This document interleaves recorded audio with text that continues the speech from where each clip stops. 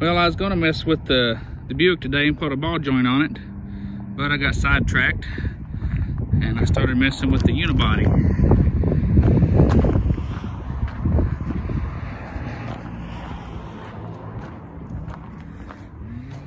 I thought I'd try to get the front clip off of it so I can get to some areas easier, but I've run into a few roadblocks. I've already got rid of the bolts that hold the core support into the frame.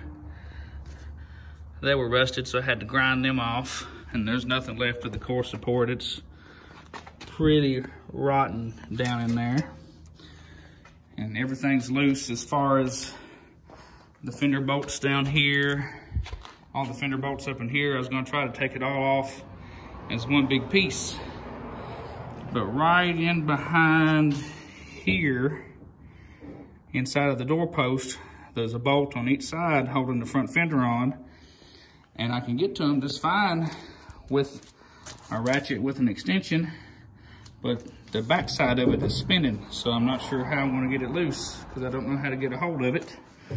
So that's my hang up now on getting the front sheet metal off of the Unibody. But now that I've kind of got it pulled away from the wall, we'll get a better look around at it. Like I said, this was my dad's. The last time it was on the road was 1977. The original 223 in it had blew up, so he had a 289 and a FE top loader transmission. He was going to sit down in it, and it just got set to the side, and he never finished it, and it sat with the hood up and the motor locked up. So I've been gradually taking it apart. I've got the doors off. I'm going to get rid of the gas tank. I thought it was okay at first, but it's coming apart down at the bottom there. Like we saw in the last video, this whole area is just gone. But really, that's the worst part of the truck, is this area right here. And you can see up in the bottom now that the floors themselves aren't too bad, but the cab mount is gone. It's been replaced at one point. Somebody welded a strip of steel to the bottom here, and it's starting to rot out. You can see kind of where they welded it there. There was a whole big chunk of Bondo right in this area that fell out whenever I was taking it apart.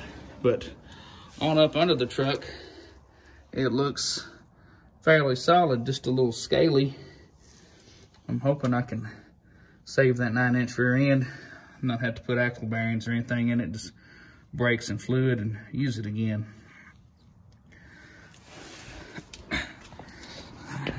This is a problem area on these trucks as well, right at the front of the bed where the bed panel would meet the cab if it was a pickup instead of a unibody. So the water catches in this area, and as you can see, it's rusted out before, and somebody threw some Bondo on it, and it's rusted again.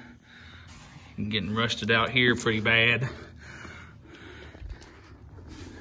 Somebody made a spare tire holder for it one time and just kind of welded it to the inside. But as far as the bed floor is pretty solid, aside from where they rust up toward the front a little bit. Bondo there, it looks like. Neat little marker light. I don't know if it's factory or what that is. I'm gonna have to redo my tailgate hinges after I find a tailgate. Tailgates for these trucks are pretty hard to find, pretty rare, pretty expensive if you do find one. The doors are in good shape. They've held up well. Got the panel between the hood and the grill here. This side over here, according to my dad, a tree had fallen on this back corner of the bed right here at one point and caved this part all the way down to where it's almost level with the bed floor. And he worked with it for a while and used a porta power and beat and banged on it, and finally got it where it's back pretty close to original shape.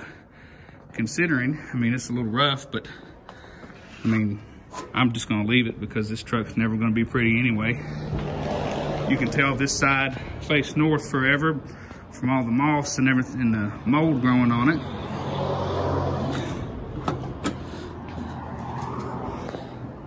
As you can see, we've got the same problem over here with the steps and the cab corners.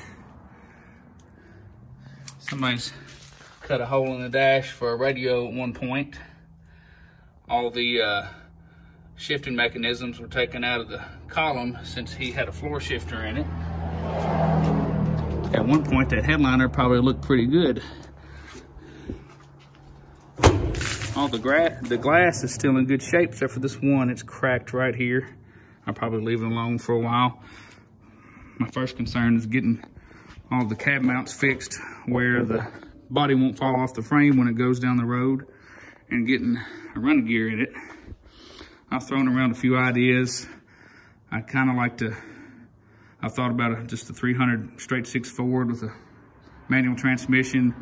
I've also thought about going the easy route with just, you know, the typical small block Chevy and a 350 turbo. They're easy to find, easy to get parts for, easy to make them run. And then part of me wants to get a little exotic and put some kind of little 4 or 5 cylinder diesel in it, like a 4BT Cummins, or I have a friend that messes around with the 80s Mercedes-Benz cars, and he has a bunch of them sitting around with the diesel motors in them that he says you can get pretty good power out of if you have the right gear ratio set up. So I guess back to square one now. I'm trying to get this front sheet metal off. I know the inner fenders are pretty much toast. Core support's shot. If I wasn't trying to save the fenders, I would just go ahead and start hacking. But I'm gonna take a step back and think for a little bit and see if I can find a way to get those loose. So, until next time, here's a little walk around of my 61 Ford Unibody pickup. And we'll see where I get the next time. Thank you.